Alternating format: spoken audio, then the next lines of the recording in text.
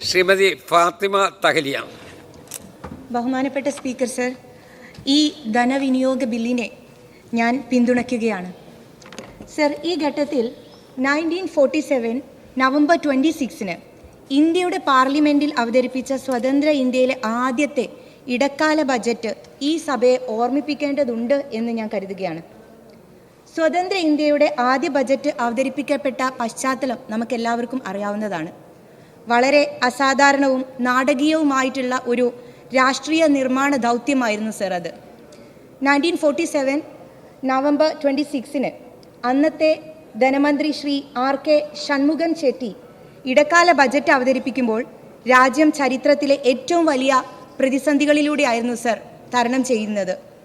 2 നൂറ്റാണ്ട് വൈദേശിക ഭരണത്തിന് കീഴിൽ നിരക്ഷരരും നിരാലംബരും സ്വാതന്ത്ര്യം ഇല്ലാത്തവരുമായ ഒരു ജനതയെ അഭിസംബോധന ചെയ്ത് അദ്ദേഹം പറഞ്ഞ വാക്കുകൾ ഇങ്ങനെയാണ്: നമ്മുടെ നാടിൻ്റെ ചട്ടക്കൂട് സുദൃഢമായ അടിത്തറയിലല്ല നിർമ്മിക്കപ്പെട്ടിട്ടുള്ളതെങ്കിൽ ഉന്നതമായിട്ടുള്ള ഭൗതിക ധാർമ്മിക മൂല്യങ്ങളുള്ള ഒരു നല്ല ജീവിതം ജനങ്ങൾക്ക് സമ്മാനിക്കാൻ നാം നടത്തുന്ന ശ്രമങ്ങളെല്ലാം നിഷ്ഫലമായി പോകും. സർ, കഴിഞ്ഞ 10 വർഷം യാതൊരു സാമ്പത്തിക അച്ചടക്കവും സുതാര്യതയുമില്ലാതെയാണ് കേരളത്തിലെ ധനകാര്യ വകുപ്പ് കടന്നുപോയത്.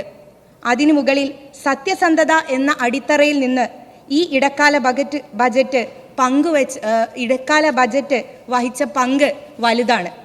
സർ, അതേപോലെ ഇതേ സഭയിൽ 1977 മാർച്ച് 28 ബഹുമാന്യനായിട്ടുള്ള അന്നത്തെ finance minister CH Mohammed Koya Sahib ഒരു ജനകീയ സർക്കാരിൻ്റെ സാമ്പത്തിക അച്ചടക്കം എങ്ങനെയാകണം എന്ന് വിശദീകരിക്കുന്നുണ്ട്. അതിൽ പറയുന്നത് ഇങ്ങനെയാണ്: സാമ്പത്തിക അച്ചടക്കം പാലിക്കുക എന്നതിനർത്ഥം വികസന പ്രവർത്തനങ്ങൾ പൂർണ്ണമായി സ്തംഭിച്ചു നിർത്തുക എന്നുള്ളതല്ല. ജനങ്ങളുടെ ആവശ്യങ്ങൾക്കനുസരിച്ച് ചെലവഴിക്കുമ്പോഴും അത് സംസ്ഥാനത്തിൻ്റെ ഖജനാവിന് താങ്ങാൻ കഴിയുന്ന വരുമാന മാർഗങ്ങൾ കൂടി കണ്ടെത്തി നടപ്പിലാക്കുക എന്നതാണ് ഒരു ജനകീയ സർക്കാരിൻ്റെ ലക്ഷ്യം എന്ന് അദ്ദേഹം വിവരിക്കുന്നുണ്ട്. സർ, നമ്മളെ സംബന്ധിച്ചിടത്തോളം കഴിഞ്ഞ 10 വർഷം ഒന്ന് പരിശോധിച്ച് നോക്കിയാൽ ഇന്ന് വൈറ്റ് പേപ്പർ നമ്മളുടെ മേശപ്പുറത്ത് വെക്കുമ്പോൾ ഏത് രൂപത്തിലുള്ള ഭരണനിർവഹണമാണ് കഴിഞ്ഞു പോയത് എന്ന് നാം പരിശോധിക്കേണ്ടതുണ്ട്. സർ, എൻ്റെ മണ്ഡലത്തിലേക്ക് വരാം. പേരാമ്പ്ര എന്ന് പറയുന്ന ഒരു സാധാരണക്കാരുള്ള ഒരു സ്ഥലം. അവിടെ വളരെ അടിസ്ഥാനപരമായിട്ടുള്ള കാര്യങ്ങൾ പോലും പരിഗണിക്കപ്പെടാതെയാണ് കഴിഞ്ഞ 10 വർഷം കടന്നു പോയിട്ടുള്ളത്. വ്യാമോഹത്തിൻ്റെ വിത്തുകളായിരുന്നു പേരാമ്പ്രയിൽ പാകിയിട്ടുള്ളത്. അതെല്ലാം ഇന്ന് ഉണങ്ങിപ്പോയിരിക്കുകയാണ് സർ. അവിടെയാണ് ഒരു പ്രതീക്ഷയായിട്ട് ഈ ബജറ്റ് വന്നിരിക്കുന്നത്. ഈ ബജറ്റിൽ ഞങ്ങൾക്ക് അനുവദിച്ചിട്ടുള്ള ഏറ്റവും പ്രധാനപ്പെട്ട കാര്യം ഒരു താലൂക്ക് എന്നുള്ള വർഷങ്ങളുടെ പഴക്കമുള്ള ഞങ്ങളുടെ ഒരു വലിയ സ്വപ്നമാണ്. അതിലെ ഒരു വലിയ ചുവടുവെപ്പ് ഈ ബജറ്റിലൂടെ സാധ്യമായി എന്നുള്ളതിൽ അവിടുത്തെ ജനപ്രതിനിധി എന്നുള്ള രൂപത്തിൽ ഞാൻ ഏറെ സന്തോഷിക്കുകയും ഈ സർക്കാരിന് നന്ദി പറയാനും ആഗ്രഹിക്കുകയാണ്. സർ, പേരാമ്പ്രയുടെ അടിസ്ഥാനപരമായിട്ടുള്ള ഒരു സാമ്പത്തിക അടിത്തറ എന്ന് പറയുന്നത് കൃഷിയാണ്.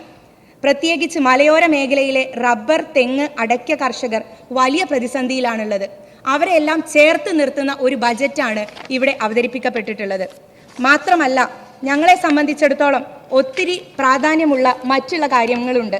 സർ, കോഴിക്കോട് ജില്ലയിലേക്ക് MT Vasudevan Nair cultural park ഈ ബജറ്റിൽ പ്രഖ്യാപിച്ചിരിക്കുകയാണ്. സർ, എന്താണ് ഒരു കലാകാരൻ്റെ സന്ദേശം? അതൊരു കാലഘട്ടത്തിൻ്റെ സന്ദേശമാണ് എന്നുള്ളത് ഈ സർക്കാർ ഉറക്കെ പ്രഖ്യാപിക്കുകയാണ്. സർ, നമ്മളെ സംബന്ധിച്ചിടത്തോളം ഒരു കൾച്ചറൽ അജണ്ടയുടെ ആവശ്യമുണ്ട്. പുതിയ കാലത്തെ നവമാധ്യമങ്ങളുടെ ഒക്കെ ഇടപെടലുകളിലൂടെ നമ്മളുടെ ഓരോരുത്തരുടെയും സാംസ്കാരികമായിട്ടുള്ള നിലവാരം ഏത് രൂപത്തിലാണ് പോകുന്നത് എന്നുള്ളത് പരിശോധിക്കേണ്ടതുണ്ട്. ഞാൻ ഒരു നിയമസഭാ സാമാജികയായി ഇങ്ങനെ ഒരു അവസരത്തിൽ ഒരു കാര്യം കൂടി അങ്ങയുടെ ശ്രദ്ധയിലേക്ക് കൊണ്ടുവരാൻ ആഗ്രഹിക്കുകയാണ്. സോഷ്യൽ മീഡിയ സർ, അത് ഇറഗുലേറ്റഡ് ആയിട്ട് മാറിക്കൊണ്ടിരിക്കുകയാണ്. ആർക്കും എന്തും പറയാം എന്നുള്ള രൂപത്തിലേക്ക് നമ്മുടെ സോഷ്യൽ മീഡിയ മാറിക്കഴിഞ്ഞു. വഴിയിലൂടെ നടന്നു പോകുന്ന ഒരു വ്യക്തിയെ നിങ്ങൾ എന്തെങ്കിലും പറഞ്ഞാൽ ആ സമയം അവരെ പിടിച്ചു നിർത്തി നിങ്ങൾക്ക് നിയമവിധേയമായിട്ടുള്ള കാര്യങ്ങൾ പോലീസിന് മുൻപിലോ അല്ലെങ്കിൽ അത് കഴിഞ്ഞ് നിങ്ങൾക്ക് കോടതിയുടെ മുമ്പിലോ ഹാജരാക്കാൻ പറ്റും.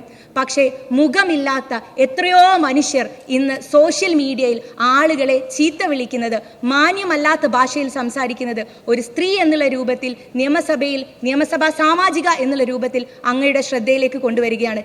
ഇത് ആദ്യത്തെയോ അവസാനത്തെയോ കാര്യമല്ല. വർഷങ്ങളായി സോഷ്യൽ മീഡിയയുടെ അതിപ്രസരം മുതൽ നമ്മൾ ഓരോരുത്തരും അനുഭവിക്കുന്ന കാര്യമാണ്. കഴിഞ്ഞ തെരഞ്ഞെടുപ്പ് കാലത്താണ് ഈ സഭയിലെ ഒരു അംഗം അവർക്കുണ്ടായിട്ടുള്ള വളരെ മോശമായിട്ടുള്ള ഒരു അനുഭവം സംസ്ഥാന സർക്കാരിന് മുമ്പിൽ കൊണ്ടുവന്നത്. ആ സമയത്ത് സംസ്ഥാന സർക്കാർ അവർക്ക് പ്രൊട്ടക്ഷൻ നൽകുന്ന രൂപത്തിലുള്ള നിലപാടെടുത്തു.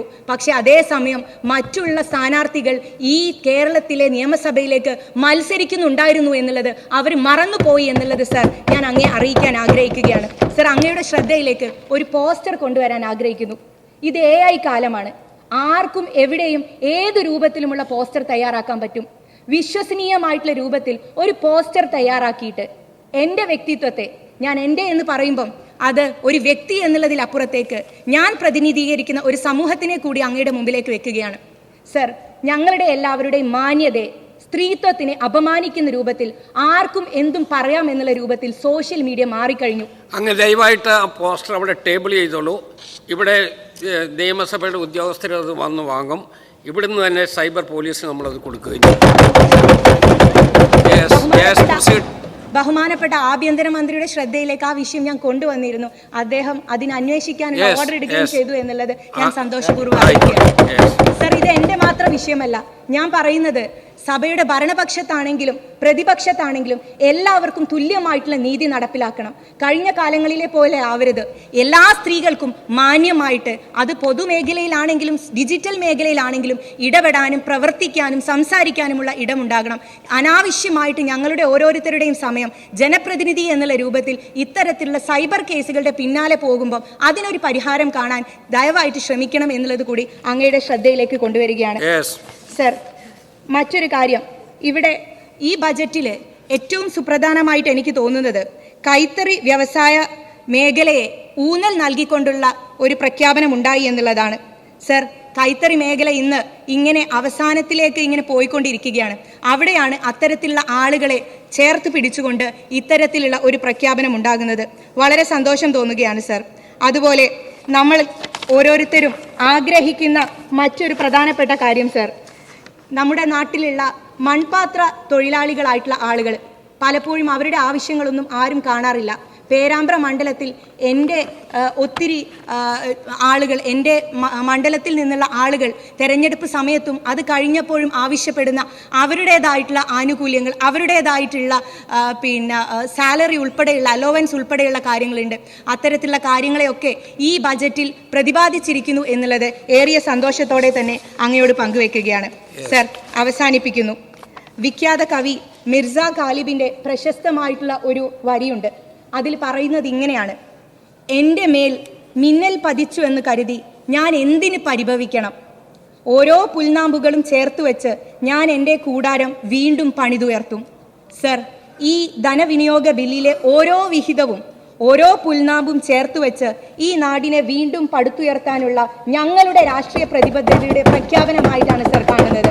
പ്രതിപക്ഷത്തിൻ്റെ, ഇന്ന് സഭയിൽ ആരുമില്ല, പ്രതിപക്ഷത്തിൻ്റെ ഈ രാഷ്ട്രീയ പാപ്പരത്തെ തള്ളിക്കൊണ്ട് ഈ ധനവിനിയോഗ ബില്ലിനെ ഞാൻ ഒരിക്കൽ കൂടി പിന്തുണച്ചതായി അറിയിക്കുന്നു സർ.